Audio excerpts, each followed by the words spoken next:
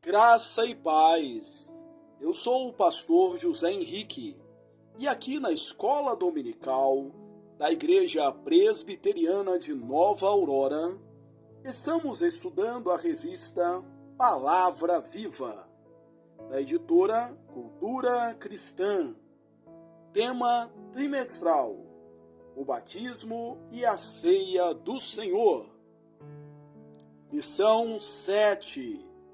O batismo como selo de regeneração. Texto básico, Tito 3, 4 a 7. Quando, porém, se manifestou a benignidade de Deus, nosso Salvador, e o seu amor para com os homens, não por obras de justiça praticada por nós, mas, segundo a sua misericórdia, ele nos salvou, mediante o lavar regenerador e renovador do Espírito Santo, que ele derramou sobre nós ricamente, por meio de Jesus Cristo, nosso Salvador, a fim de que, justificados por graça, nos tornemos seus herdeiros, segundo a esperança da vida eterna. Introdução. O batismo simboliza nossa comunhão com Cristo após termos sido regenerados pelo sangue remidor do Cordeiro de Deus, da aliança. Os benefícios da aliança com o Senhor nos são confirmados e, desse modo, somos fortalecidos e nutridos com uma prova concreta da execução das promessas redentoras. Contudo, uma aliança também estabelece exigências que devem ser cumpridas. Portanto, o batismo se apresenta como uma reafirmação de nossas responsabilidades diante do Deus que nos agracia com a salvação em Cristo Jesus, nosso Senhor. Tópico 1. O que é batismo? O Catecismo Maior de Westminster, em resposta à pergunta 165, o que é o batismo, diz: o batismo é o sacramento do Novo Testamento, no qual Cristo nos ordenou a lavagem com água, em nome do Pai, do Filho e do Espírito Santo. Mateus 28, 19, para ser um sinal e um selo da nossa união com Ele. Gálatas 3, 27, da remissão de pecados pelo seu sangue, Marcos 1:4, Apocalipse 1:5, e da regeneração pelo seu Espírito, Tito 3:5, Efésios 5:26, da adoção, Gálatas 3:26 a 27, e da ressurreição para a vida eterna, 1 Coríntios 15:29, Romanos 6:5. E por ele os batizados são solenemente admitidos à igreja visível, 1 Coríntios 12:13, e entram em um pacto público, professando pertencer inteiramente e unicamente ao Senhor.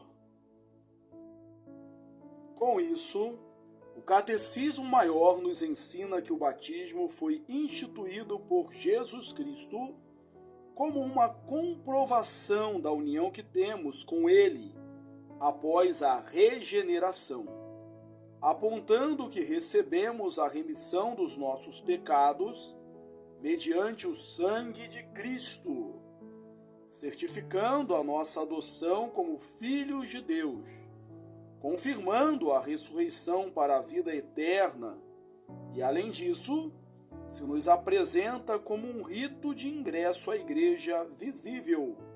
Portanto, constitui uma confissão de fé prática dessas realidades que fazemos diante de todos os membros da igreja e também perante toda a sociedade. Professamos perante todos que pertencemos unicamente ao Senhor e nós dependemos inteiramente e totalmente dele para nos conceder todos os benefícios de que necessitamos para a verdadeira vida em sua plenitude até a eternidade. O batismo simboliza a limpeza do pecado, uma necessidade essencial para o relacionamento com o Senhor. Hebreus 9, 22. Lembremos também que o batismo foi ordenado por Cristo para ser realizado pelos seus discípulos, em nome do Pai, do Filho e do Espírito Santo. Mateus 28, 19. Sobre isso, Edmund Clowney escreveu: apesar da importância do símbolo da água, nós devemos nos lembrar de que somos batizados não na água, mas em nome do Pai, do Filho e do Espírito Santo. O batismo cristão usa o símbolo de limpeza da água para que os pecadores levem o nome de Deus em bênção, não em juízo. O batismo cristão é uma cerimônia de nomeação. A pessoa que é batizada recebe um nome, não um nome escrito no certificado de batismo, mas o nome do Deus triuno. A Igreja Editora Cultura Cristã.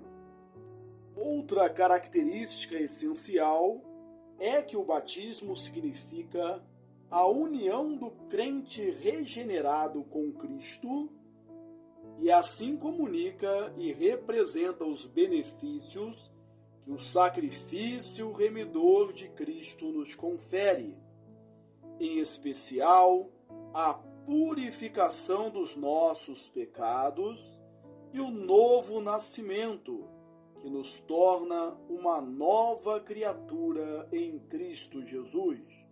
Segundo aos Coríntios 5:17, Gálatas 6:15. O batismo se apresenta como a prova externa de uma realidade interna, anteriormente ocorrida em nosso coração. Assim, confirma nossa participação no corpo de Cristo, o cabeça da Igreja. A união com Cristo nos confere o sustento e a nutrição necessários à vida, a vida na sua integridade e amplitude concreta. João 15, 1-11. Tópico 2. A regeneração simbolizada no batismo. A vida que o batismo nos comprova é a vida eterna, que os crentes desfrutam já antecipadamente neste tempo presente por causa de sua união com Cristo. Romanos 6:5. A vida eterna é a própria vida do nosso Senhor Jesus Cristo, que nos é comunicada pelas ordenanças. João 1:4, Efésios 2:1 e 5. A fé em Cristo é o único meio de acesso à vida. Efésios 2:8. Essa fé se expressa por meio da obediência a Cristo e, desse modo, o crente desfruta das benesses da vida eterna já no presente momento. A vida está intimamente ligada ao fato de que somos justificados por Cristo, ou seja, somos juridicamente declarados justos diante do Pai por Jesus Cristo. Assim, Deus nos recebe em relacionamento com Ele, por causa dos méritos de Cristo. Romanos 5, João 5, 24, 6, 40, 47 e 54. João 12, 50. A vida eterna é concedida por Jesus Cristo àqueles que ouvem e creem em sua palavra, e nele como enviado do Pai. João 1:8, João 5:24, João 6:68, e participam com fidelidade na administração dos sacramentos que nos comunicam essas verdades eternas. Também devemos ter em mente que a vida eterna pertence a Cristo, que a concede soberanamente a quem Ele quer. João 5, 21, 17, 2. Jesus Cristo é descrito no Evangelho de João como aquele que jorra a água. João 4, 14. E dá o alimento. João 6, 27, 35, para a vida eterna, símbolos comparáveis aos sacramentos instituídos pelo Senhor. Colossenses 2, 13 a 15, nos ensinam dos temas mais caros à sustentação eficaz da vida cristã, bem como as bases da realidade da suficiência de Cristo como nosso Senhor, nosso Salvador e nosso Redentor. Ele nos confere total salvação da morte eterna, completa libertação das amarras da lei que nos condenava, e plena vitória sobre as potestades malignas, verdades que o batismo representa. Nesses versos, o apóstolo Paulo expõe os fundamentos da vida que Deus nos concede em Cristo: o perdão dos nossos pecados, a libertação da condenação da lei e a sua vitória sobre o maligno. O apóstolo Paulo descreve a obra salvadora de Cristo em nos ressuscitar dos mortos, pois todos nós, antes de sermos salvos, estávamos completamente separados de Deus, e pela ação de Jesus Cristo fomos reconciliados com Ele. Efésios 1, 12 a 14, 2, 1 a 12. O apóstolo Paulo expressa: perdoando todos os nossos pecados. Aqui o verbo perdoar demonstra claramente que o perdão ocorreu uma única vez, e de uma vez por todas, e seus benefícios perduram para a eternidade. A palavra traduzida por perdoar expressa a graça do favor divino em conceder a vida a pecadores indignos. Confira Colossenses 1, 13 a 14, 2, 13, 3, 12 a 13. O perdão dos pecados é uma das partes constituintes da justificação. Ocorre de uma vez por todas, ou seja, não se repete e não é um processo. Possui um caráter imediato e completo para sempre. O perdão ou remissão dos pecados baseia-se exclusivamente na obra expiatória de Cristo. O perdão de pecados tem sua base na justiça de Cristo Jesus, porque ele satisfez a todas as exigências da lei. Quando falamos em perdão de pecados, nos referimos a um aspecto negativo da justificação, no qual a punição eterna é cancelada. Desse modo, temos aqui enfatizada a misericórdia de Deus em nos salvar. A justificação possui dois elementos positivos. Assim, a graça de Deus, ao nos conceder a adoção de filhos, e a vida eterna também é evidenciada.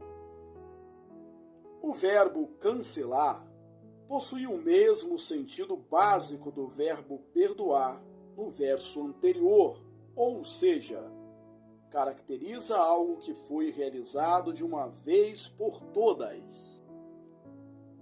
No entanto, precisamos ressaltar que a nossa dívida não foi meramente cancelada, no sentido de ter sido simplesmente abolida.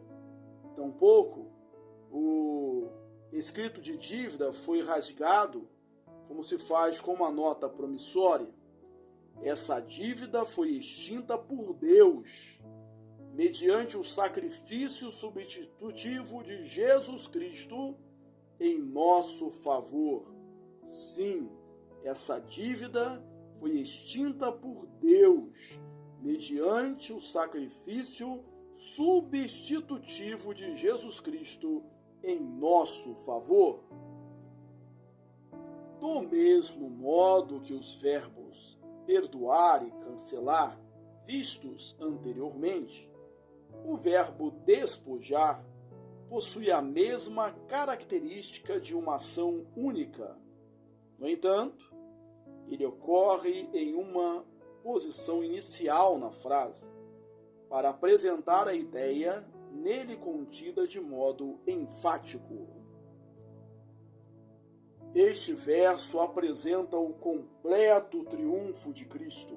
Afinal de contas, ele é o cabeça de todo principado e potestade. Colossenses 2:10. Cristo é apresentado no seu ofício de Senhor, exercendo autoridade sobre todos os poderes do mal. Jesus domina sobre todo e qualquer poder espiritual. Nada foge do seu controle soberano. Publicamente os expôs ao desprezo, triunfando deles na cruz. Colossenses 2:15. É exatamente na cruz que se deu a vitória suprema de Cristo sobre Satanás, onde o seu sangue foi derramado para nos resgatar. Como lemos, ele nos libertou do império das trevas e nos transportou para o reino do Filho do seu amor, no qual temos a redenção, a remissão dos pecados. Colossenses 1:13-14.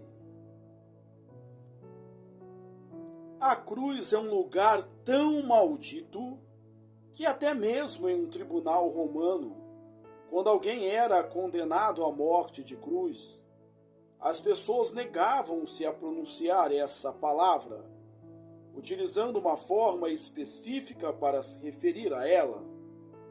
No entanto, nesse lugar de ignomínia é que se dá a sublime dádiva da verdadeira vida, que nos é comunicada pelo batismo para todos aqueles que nele creem. Gálatas 3:13-14. A vitória de Cristo em sua morte na cruz humilhou e envergonhou a Satanás e suas hostes. Como resultado do triunfo do Senhor, nós temos a vida plena que nos é outorgada e confirmada pelo batismo. Tópico 3. O batismo e seus benefícios. O batismo é o selo que garante a nossa salvação, o qual funciona como representação simbólica da regeneração efetuada por Cristo na cruz, comunicando-nos a eficácia da propiciação dos nossos pecados pelo sangue de Cristo. O batismo também é evidência da mortificação da nossa carne em Jesus, bem como nossa nova vida nele, para que, por meio daquilo que é representado por esse símbolo, experimentemos a eficácia da morte de Cristo na mortificação de nossa carnalidade, para a vivificação do nosso espírito. Romanos 6, 4 a 7 e 11, Colossenses 2, 11 e 12 e Tito 3, 4 a 7. Lemos nas Institutas que o batismo desempenha a função de marca indelével da união que possuímos com o Pai por meio de Cristo, sendo essa união efetiva no seu próprio corpo, confirmando que somos filhos de Deus.